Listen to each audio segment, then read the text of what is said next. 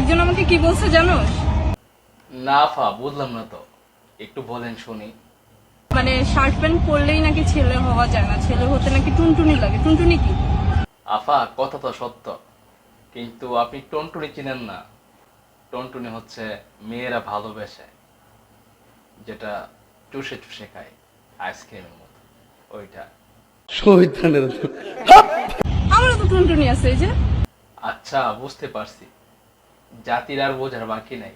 আপনার নিজের হাতটাকে আপনি টুনটুনি মনে করতেছেন, কারণ আপনার ওই টুনটুনির কামটা হয়তো আপনি হাত দিয়ে সাইরা ফেলেন, তার জন্য আপনার হাতটাকে টুনটুনি মনে হচ্ছে।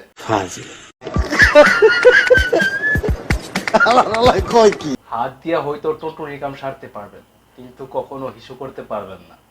আপনি যতই প্যান্ট শার্ট পরেন না কেন, কখনো বেড়া হইতে পারবেন না। এটাই বাস্তব। এটা তুমি একটা কথা কইলে ভাই।